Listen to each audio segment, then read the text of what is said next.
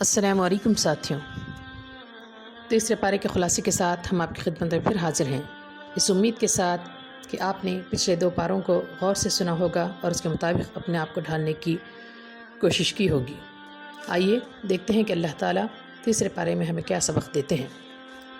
پچھلی قوموں نے اللہ کی روشن کتاب کی ناقدری کی اور آپس میں خون ریزی کی، تم ان کی روش سے اجتناب کرو۔ اللہ نے جو مال دیا ہے اسے اللہ کی راہ میں خرچ کرو، اس سے پہلے کہ وہ دن آ جائے جب نہ کوئی خرید و فروخت ہوگی، نہ کوئی سفارش چلے گی اور نہ کوئی دوستی کام آئے گی۔ یہ بات کبھی نہ بھولو کہ تم ہر لحظہ خدائے حی و قیوم کی مکمل نگرانی میں ہو، نہ اسے نیند آتی ہے اور نہ اس کی آنکھ جھپکتی ہے۔ اللہ کی مضبوط رسی کو مضبوطی سے تھامے رہو، طاغوت کے آگے کبھی نہ جھکو، اللہ پر ایمان لاؤ اور اللہ کو اپنا دوست بناؤ۔ اندھیروں سے دور بھاگو اور اجالے سے محبت کرو۔ اللہ کی قدرت پر یقین رکھو، وہی مارتا ہے اور وہی جلاتا ہے، اس لیے نہ کبھی شک و شبے میں پڑو اور نہ مایوسی کے قریب آنے دو۔ اللہ کی راہ میں خرچ کرو، خرچ کر کے احسان نہ جتاؤ اور نہ کسی کی دل آزاری کرو۔ تمہارے پاس دینے کے لیے نہ ہو تو دل جوئی کا ایک جملہ کہہ دو یا معذرت کر دو۔ احسان جتا کر اور دل آزاری کر کے اپنے انفاق کو ضائع نہ کرو۔ خرچ کرو اللہ کی رضا جوئی کے لیے اور اپنے ساتھیوں کو ثابت قدم رکھنے کے لیے۔ عمدہ اور پاکیزہ مال خرچ کرو، صدقے میں ایسی خراب چیز مت دو جسے لینا تم خود پسند نہ کرو۔ شیطان تمہیں تنگ دستی سے ڈراتا ہے اور بے حیائی کی راہ سجھاتا ہے، اس کے دھوکے میں نہ آؤ۔ اللہ سے لو لگاؤ، اللہ مغفرت اور فضل کا وعدہ کرتا ہے اور انفاق کرنے والوں کو حکمت کی دولت سے نوازتا ہے۔ خرچ کرتے وقت ان غریبوں کو تلاش کرو جو محصور اور مجبور ہوں، وہ ضرورت مند ہیں مگر ان کی خودداری انہیں ہاتھ پھیلانے نہیں دیتی۔ اللہ کو ایسے خوددار لوگ پسند ہیں۔ اپنے اندر انفاق کا جذبہ بڑھاؤ، دن رات خرچ کرو، پوشیدہ اور علانیہ خرچ کرو۔ سود حرام ہے، اپنے مال کو سود سے پاک رکھو۔ اللہ کی ناراضگی سے بچو اور جو سود تمہارا باقی رہ جائے اسے چھوڑ دو۔ ظلم سے بچو اور یاد رکھو قرض دے کر زیادہ لینا ظلم ہے اور قرض لے کر کم لوٹانا بھی ظلم ہے۔ اگر مخروص تنگ دست ہو تو خوشحالی تک اسے مہلت دو اور اسے معاف کر دو تو یہ زیادہ بہتر ہے۔ قرض کا لین دین ہو تو اسے لکھنے کا اہتمام کرو، اس کے لیے گواہی کا نظم کرو۔ جو خود نہ لکھوا سکے تو اس کا ولی لکھوائے اور ولی اللہ سے ڈرے اور لکھنے میں کوئی کمی بیشی نہ کرے۔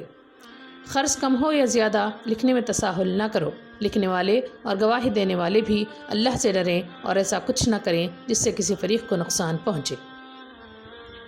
عمل کی پاکیزگی کی فکر کرو اور دل کی صفائی کا خیال رکھو۔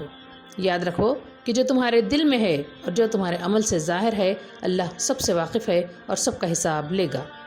دین کی تبلیغ و اشاعت میں اپنی ساری طاقت لگا دو، ساتھ ہی اللہ سے مدد کی دعا بھی کرتے رہو۔ اللہ کے تمام احکام پر ایمان لاؤ، دل کی کجی سے اللہ کی پناہ مانگو۔ عورتیں، بچے، سونا، چاندی، گھوڑے، مویشی اور کھیت، یہ سب دنیا کی چند روزہ زندگی کا سامان ہے، ان کی محبت میں گرفتار نہ ہو اور جنت کے طلبگار بنو۔ تم ایسے بن جاؤ کہ صبر تمہارا شیوا ہو، سچائی تمہاری خو ہو، فرما برداری تمہاری پہچان ہو، اللہ کی راہ میں خرچ کرنا تمہاری صفت ہو اور رات کے آخری پہر میں استغفار کرنا تمہاری عادت ہو۔ یاد رکھو اللہ کے احکام کو جھٹلانا اور نبیوں کو قتل کرنا بہت بڑا جرم ہے، اور ان لوگوں کو بھی قتل کرنا بہت بڑا جرم ہے جو لوگوں کو انصاف اور راست بازی کی تلقین کرتے ہیں۔ عزت و سربلندی کا مالک اللہ ہے، اور جسے چاہتا ہے اقتدار دیتا ہے اور جس سے چاہتا ہے چھین لیتا ہے، جسے چاہتا ہے عزت دیتا ہے اور جسے چاہتا ہے رسوا کر دیتا ہے۔ سارا خیر اسی کے ہاتھ میں ہے، وہ جسے چاہے بے حساب نوازتا ہے۔ تم اللہ پر ایمان رکھتے ہو تو اللہ کا انکار کرنے والوں کو دوست نہ بناؤ اور ان سے ہر طرح سے ہوشیار اور چوکنا رہو۔ تم اللہ سے محبت کرتے ہو تو نبی کی پیروی کرو، اللہ تم کو دوست رکھے گا۔ زندگی کے ہر معاملے میں اللہ اور اس کے رسول کی اطاعت کرو۔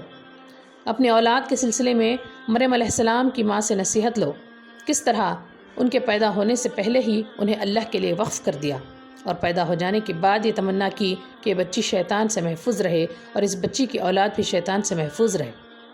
زکریا علیہ السلام کے واقعے سے سبق لو، دل میں نیک خواہش پیدا ہو تو اللہ کے سامنے دعا کے لیے ہاتھ پھیلا دو۔ یہ مت دیکھو کہ اسباب موافق ہیں یا مخالف، اللہ جو چاہے وہ کر سکتا ہے۔ اللہ کی نعمتوں پر اللہ کو خوب خوب یاد کرو۔ جب اللہ کے دین کو مدد کی ضرورت ہو تو دیر مت کرو اور بڑھ کر کہو ہم ہیں اللہ کے مددگار۔ اللہ کی کتاب پر ایمان لانے اور رسول کی پیروی کرنے میں ذرا دیر نہ لگاؤ اور اپنے آپ کو حق کی گواہی دینے والوں کے صف میں کھڑا کرو۔ عبادت صرف اللہ کی کرو، اس کے ساتھ کسی کو شریک نہ ٹھہراؤ اور اللہ کے سوا کسی کو رب نہ بناؤ۔ ان چیزوں میں کبھی سمجھوتا مت کرو اور دوسروں کو بھی انہی اصولوں کی دعوت دو۔ ابراہیم علیہ السلام اللہ کی طرف پوری طرح یکسو تھے اور اللہ کے انتہائی فرمانبردار تھے۔ انہی کا راستہ اختیار کرو، تمام دوسرے راستے گمراہی کی طرف لے جانے والے ہیں، ان سے ہوشیار رہو۔